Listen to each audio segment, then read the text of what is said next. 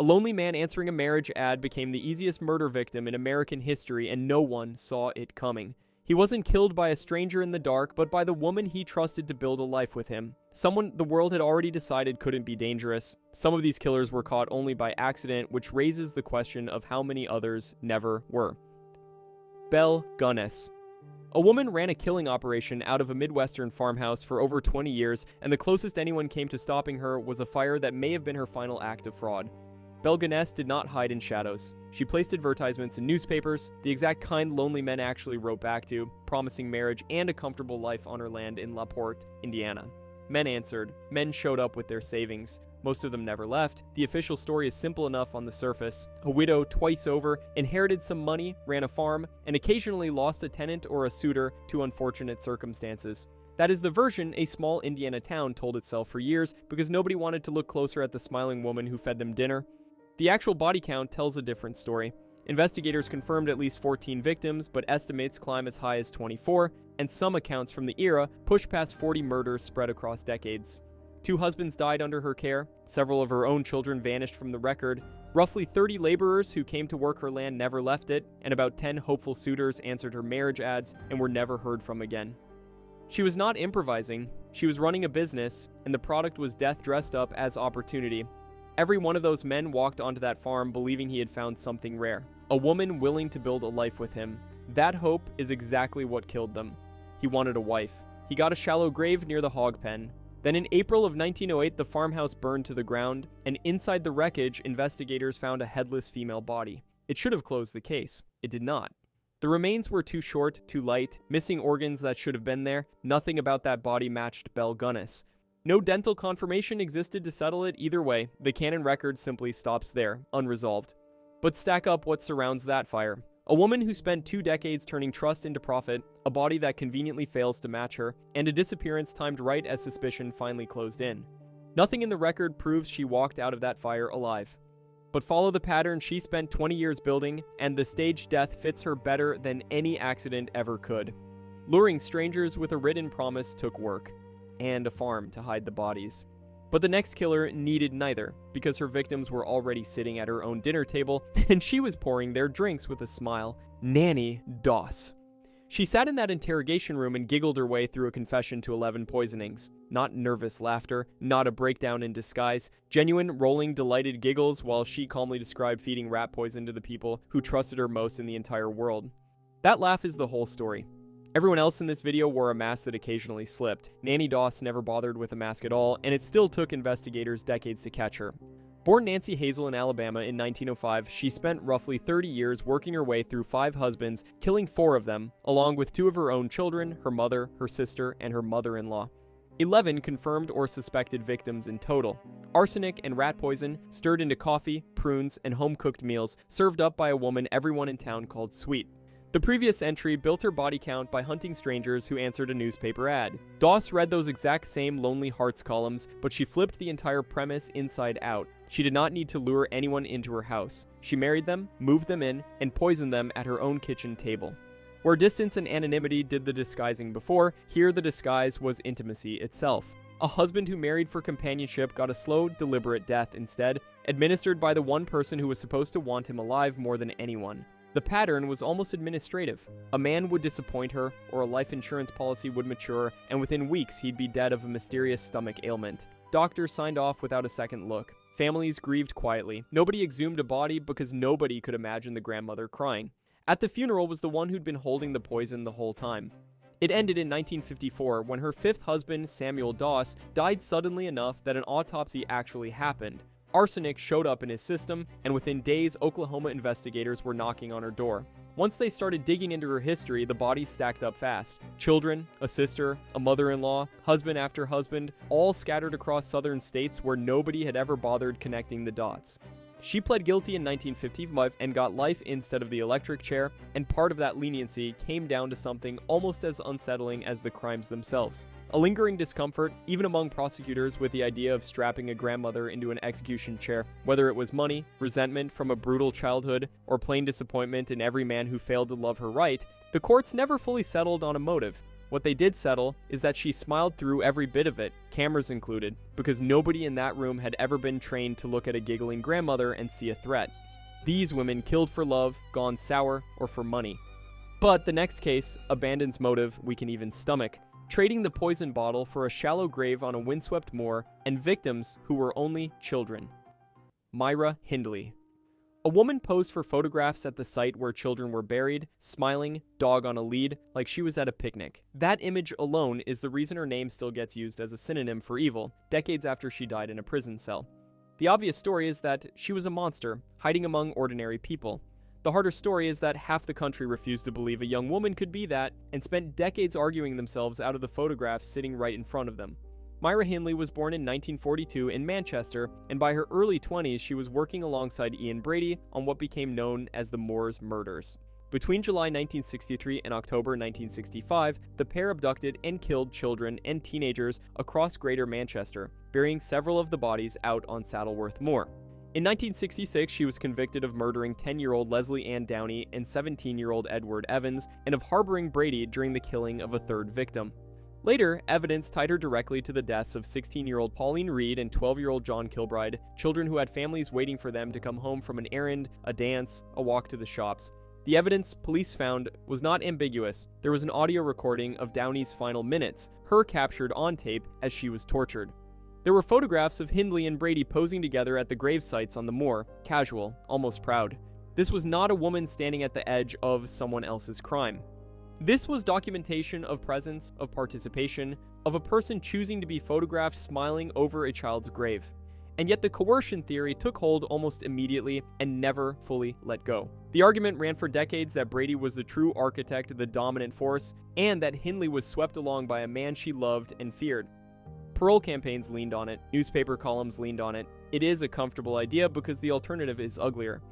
That a young woman participated in sexual sadism against children out of her own will, not someone else's. Nothing in the Moore photographs supports a passive accomplice. Follow the pattern instead.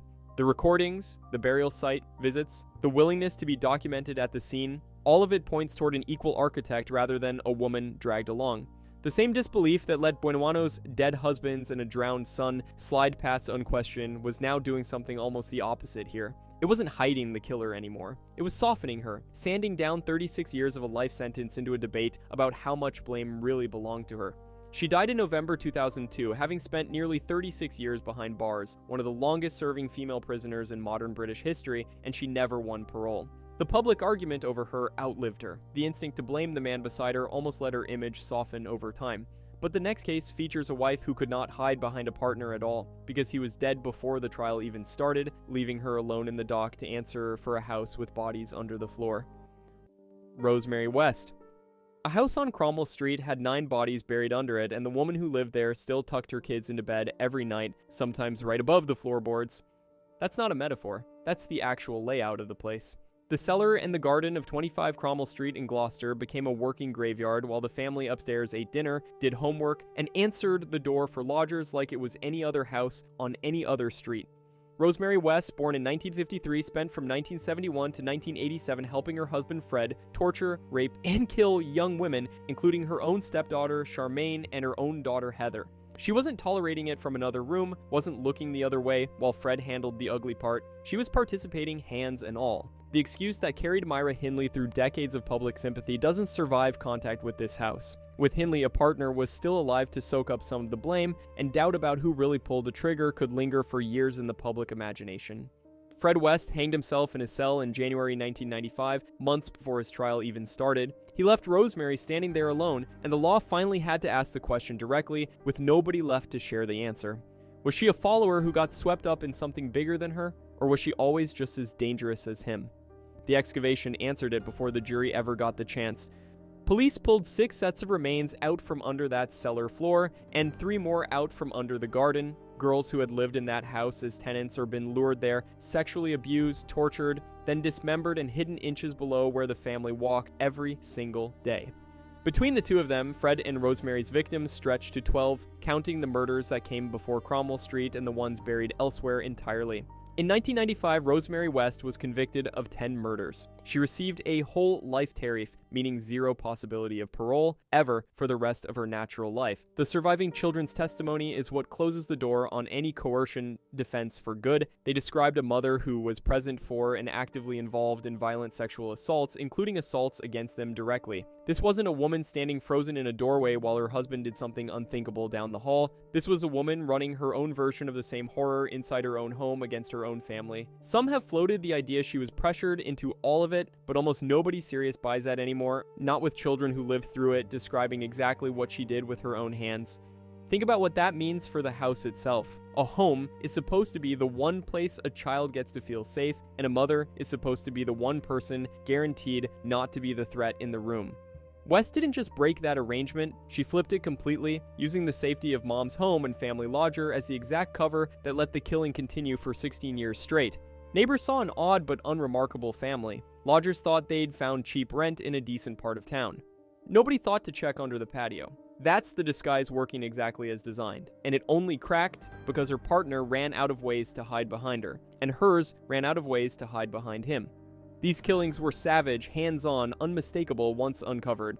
But the next killer proves how much deadlier the quiet approach can be, turning grief and insurance paperwork into a weapon, and even weaponizing the medical equipment of her own disabled child. Judy Buenoano, a mother, sabotaged her own son's leg braces before putting him in a canoe, and then she waited for the water to do what she didn't have the nerve to do herself. That's the version of Judy Buenoano most people never hear, because the version that gets remembered is the car bomb, but the bomb was the mistake. Everything before it was the actual method, and the actual method was patience.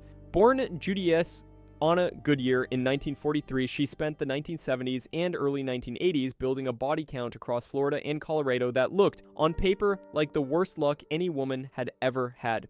Her husband James Goodyear died in 1971, poisoned slowly enough that it passed as illness. Her boyfriend Bobby Joe Morris died the same way, years later, same slow method, same appearance of natural causes. And in 1980, her son Michael drowned during a canoe trip while wearing leg braces that had been quietly altered to weigh him down, turning a disabled kid's only mobility aid into the thing that killed him. He trusted the one person who was supposed to protect him, and that trust is exactly what put him in the water. Every single one of those deaths was preceded by a fresh insurance policy or a conveniently timed increase. Tens of thousands of dollars collected, death by death, like she was running a business. No hands-on violence, no struggle, no moment where anyone's guard needed to break because there was never a visible crime for anyone to react to. That's the part that makes her worse than the killers who came before her in this list. A strangling gets investigated, a body with bruises gets a second look, a drowned child in altered braces gets a funeral and a sympathy card because nobody is trained to suspect the grieving mother of engineering the accident. The method wasn't clever in some flashy way, it was just quiet enough that the system never had a reason to look. It took her getting sloppy to end it. In 1983, she planted a car bomb meant to kill her fiancé, John Gentry, and he survived. That survival is the only reason any of this came out. Not sharper detectives, not a whistleblower, not a pattern anyone caught on their own. One failed murder, and suddenly investigators went back and found a decade of policies and payouts stacked up behind her like a paper trail she never bothered to hide because she never thought she'd need to. She was convicted of murdering Michael, receiving a life sentence for that, but it was the poisoning of James Goodyear back in 1971 that put her on death row. On March 30th, 1998, she became the first woman executed in Florida since 1848. Sit with that number for a second. 150 years between executions, and it took a bomb that didn't even work to get her there. Making murder look like accident and illness took planning and paperwork, but the next killer needed no story at all because she wore a uniform that meant sudden death was expected, and every alarm she set off looked like her trying to save a life. Genene Jones. A children's hospital is supposed to be the safest room in the building. In San Antonio between 1977 and 1982, it was the most dangerous place a sick infant could be wheeled into, and the danger was wearing scrubs. Genene Jones was a licensed vocational nurse working pediatric wards in Texas, and the obvious story is a caregiver who lost patients despite her best efforts. The actual story is a nurse who manufactured the emergencies she then rushed in to solve. She didn't fail to save children. She created the exact crisis that let her play savior. She was convicted in 1984 for murdering 15-month-old Chelsea McClellan with succinylcholine, a muscle relaxant strong enough to stop a child's breathing in minutes. She was also convicted of injuring 4 other infants using heparin to trigger sudden, unexplained crashes. Hospital staff at Bezier County and a Kerrville clinic noticed a pattern nobody wanted to say out loud. Codes spiked whenever Jones worked her shift.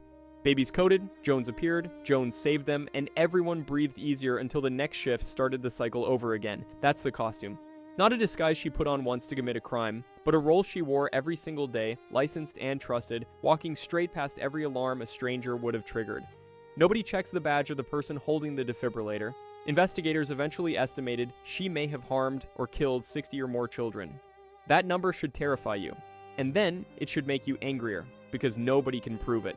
Hospital administrators destroyed records rather than risk a scandal, protecting their reputation instead of the infants in their care.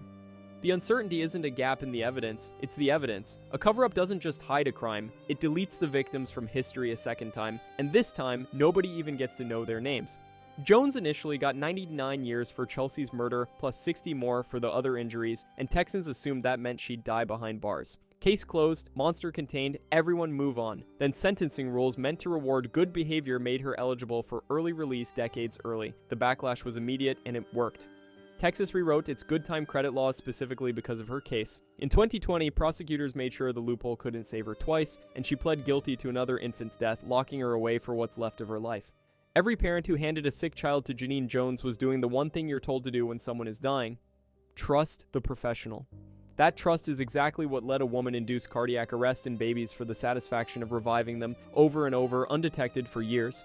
The system built to protect the most helpless patients in the building became the exact mechanism that hid her. A uniform bought her time and buried her body count in shredded paperwork. But the next killer needed no title at all. No license, no hospital badge. Just an open front door, a soft voice, and the one image people are trained to find harmless above every other. Dorothea Puente. A 59-year-old grandmother stood in her garden and told police the ground beneath their feet had nothing to hide. It did.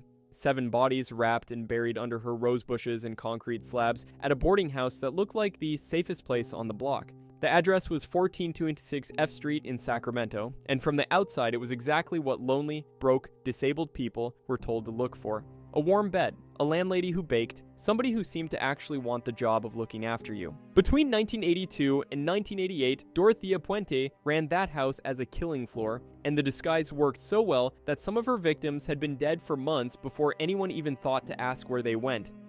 Police only found the yard because one missing tenant happened to have a suspicious social worker who refused to let it go. That single question cracked the whole thing open.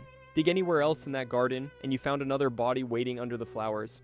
Investigators eventually pulled 7 corpses out of the dirt, and Puente stood to trial for 3 murders while investigators suspected her in as many as 9. The financial trail is where this stops being just a horror story and turns genuinely grotesque. Puente kept cashing her victims' social security and disability checks for months after she killed them, forging their signatures, walking the money straight to the bank like it was nothing at all. Tens of thousands of dollars paid out by the government to a woman who was, by then, effectively running a small mortuary out of her own backyard. She wasn't hiding from the system. She was billing it month after month like clockwork. None of this came out of nowhere either. Puente already had convictions for forging checks and running unlicensed care homes, and a court had specifically ordered her not to operate a boarding house ever again. She did it anyway, and nobody stopped her, because the same soft-spoken grandmother act that fooled her tenants apparently worked just as well on the paperwork. Every tenant she picked was elderly, disabled, or isolated enough that their disappearance barely registered as strange to anyone around them. That was never a coincidence. It's the same machinery this whole story keeps circling back to, the one where a caregiving face erases suspicion the way it did with the nurse, except here it goes one full step colder. Puente didn't just borrow society's trust in a role, she borrowed society's willingness to forget certain people even exist in the first place. At trial, she claimed every body in that yard died of natural causes, and that she'd simply buried them herself rather than deal with the paperwork involved. Forensic and circumstantial evidence said otherwise, loudly. In 1993, she got 2 life sentences without parole, and went to her grave in 2011 still insisting she'd done nothing wrong. Every case before this one hid behind the exact kind of woman people are trained to trust on sight, wrapped around victims whose trust flowed toward her without a second thought. What comes next breaks that formula in half because this killer never bothered pretending to care about anyone, carried a weapon instead of a casserole dish, and somehow proves the same rotten point from the opposite direction entirely. Aileen Wuornos. She is the one killer in this entire list who never had a chance to hide, and that single fact breaks the whole case wide open. Aileen Wuornos didn't poison a husband over years. She didn't smile at a hospice patient while emptying their bank account.